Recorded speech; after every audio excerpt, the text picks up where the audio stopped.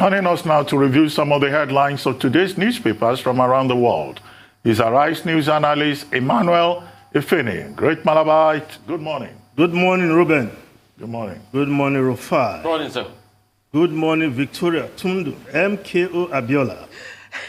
Good morning, Yes. Mr. Ifeni. We start the review with this day, Nigeria's newspaper of records. The lead story, federal government moves to curb small arms influx, establishes control center.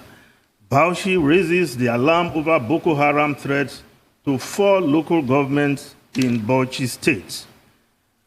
National Security Council reconvenes today. Yes, the federal government making move to control light weapons and small arms, established that the National Center for Control of Small Arms and Light Weapons. And of course, according to a statement from the office of the National Security Advisor, Babagana Mongono, signed by one Zachary Usman, a certain Major General A.M. Diko, retired, is the pioneer chairman or coordinator of that body, the National Center for the Control of Small Arms and Light Weapons.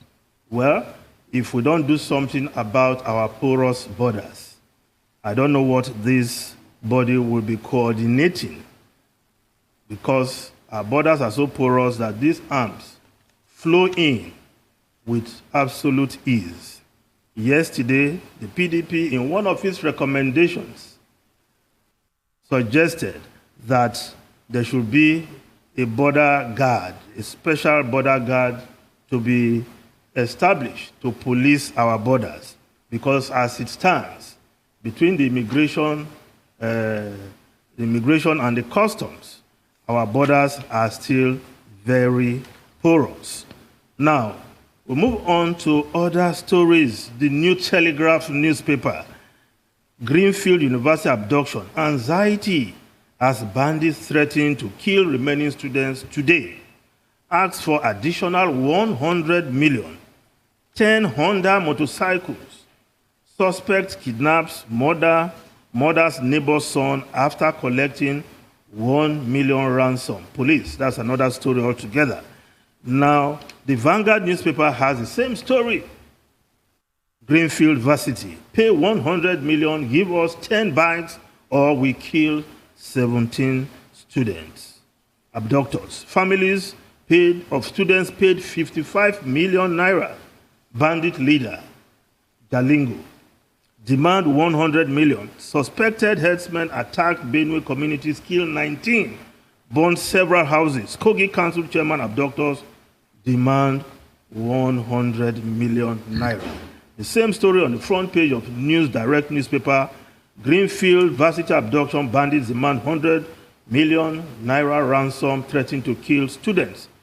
Now, the Guardian newspaper, Nigeria's The Guardian newspaper. State governments face historic liquidity crisis. Plan to spend 86% of yearly total revenues on recurrent bills. Withdrawal of CBN's budget support threatens survival. Some states can't pay debt in 50 years, says Uba. Adoring warns of impending social unrest. Yes, many of the state governors will be scratching their heads and having sleepless nights, because the reality of dwindling resources, especially what is coming from FARC, is going to hit them very hard. The NMPC had already indicated that in the month of May, there's likely to be no money to be shared among the states of the federal government. So, the reality check is now at the doorsteps of all the governors. But again, like we said yesterday, they have to roll up their sleeves, do the hard work, generate revenue internally, exploit resources that are within their domain. Now, the Punch newspaper, outrage as Benue headers murder 19, bandits vow to kill 17 varsity students. Now, ACF Autumn Middle Belt Forum orders express anger, says federal government lacks capacity to stop widespread killings. Bandits threaten to kill 17 abducted Kaduna students today after collecting 55 million naira ransom, demanding 100 million. Now, the photograph on the front page of the Punch newspaper, how not to treat an elephant. So, scenes of a forest where an elephant was shot dead by an unknown hunter in Omu, Ogun State, on Saturday. The Elephant Protection Initiative provided that photograph. We should be kind to the elephant, but the hunters in Ogun State, Ruben, your state, they are not having any of that. Now, there's a special place in hell for that person. Yes. I'm wearing 2 elephants today, Mr. Yes. Fendi. I don't know if you can see. Yes. I have my 2 elephants on my belt. That's my favorite animal. That's disgusting. I'm ashamed of those people. Well, I'm ashamed of them. They yes. should be sad. Yes. The Ogun indigenes are angry. So these hunters should be ashamed of themselves. Now, the Nigerian Tribune newspaper. After 25 years, INEC to create 57,023 new polling units, battles external forces. Yes, that has taken long in coming, but INEC has resolved that it's going to create these new polling units so that voters can vote more easily. But of course, you expect that there will be forces, political forces, ethnic forces, that will challenge some of the new polling centers which INEC is going to create. Now, the Daily Independent newspaper, 2023 presidency, PDP may zero in on Atiku, Saraki, Tambuwa. Then you will ask, what is going to happen to zoning? The zoning that has been in place. What is going to happen to the demand from the Southeast? Some of us are backing very seriously that the next president should be a Nigerian of Igbo extraction, because we have competence there like we have in all parts of the country. And I can also not forget the suggestion or the statement credited to Olusegun Obasanjo, former president, that instead of looking at a certain Bodilion road, we should go and bring Akinwumi Adesina to come and run as president of this country come 2023. I cannot agree less. Now, if we look at the Daily Trust newspaper, 5 months after bilateral talks, Nigerians' shops remain shut in Ghana. 40 more businesses closed. We are working with our people, federal government. We beg to feed. Some of these traders are saying all the way from Ghana. If we look at the foreign newspapers quickly, The Guardian of UK, the Guardian newspaper, EU to open up vaccinated Britons as UK urges caution. Yes, because of the rate of vaccination that has taken place in the UK, of course, EU are trying to open their holiday resorts to Britons who are fully vaccinated. And of course, this in itself is cheering news to many who want to go on vacation. And if we look at the Daily Express, we cannot agree less with the EU on this. 50 million vaccinated milestone and 1 life lost. As yesterday, Britain hit another landmark. 50 million UK citizens received the doses of the vaccine given yesterday. That happened yesterday. And also yesterday, only 1 life was lost to COVID.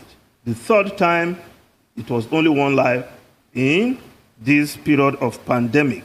And UK has so far fully vaccinated 1/3 of its adult population. I think many governments should learn from what the UK has done. Boris Johnson can actually take credit for that, although he has other questions to answer relating to his statements made during the peak of the COVID infection.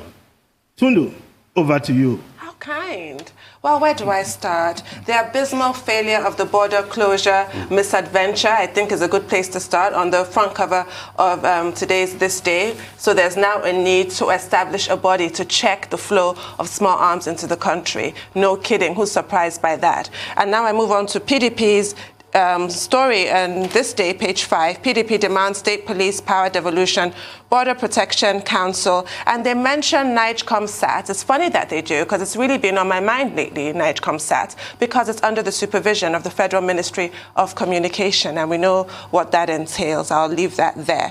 Now to the Daily Independent that says PDP is considering a host of northern names to field as a presidential candidate. I don't know how a party that is the main opposition party in this country is completely missing the zeitgeist. Nobody wants to live in a country where we have this stark inequity. The Southeast has not had a bite of the cherry. That is inexcusable. You know I like that cake analogy, and here we're talking about the national cake.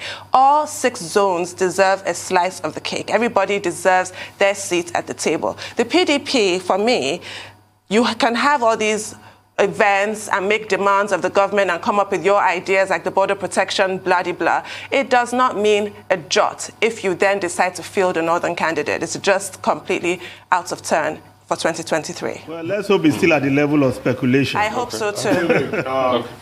Lead story in This Day. Okay, yes, the federal government says there will now be a national center for the control of small arms and light weapons, which will be domiciled in the office of the National Security Advisor. And we're told that this is part of the attempt by the federal government to address the problem of insecurity in the country. Fine. But how would this national center be different from the Presidential Committee on the same topic that had been there before now? Is there any exit strategy? What lessons did we learn from that Presidential Committee? Is this an attempt to create another bureaucracy? These are questions we need to ask, because if this is an attempt to create another bureaucracy, it will not work. Because you will find that this national center will begin to work in areas that may conflict with the existing responsibilities of certain agencies of state or departments of state. And then we'll go back to that same old problem about lack of synergy and the inability of Nigeria to address this challenge, which is at the heart of banditry, kidnapping, terrorism in Nigeria.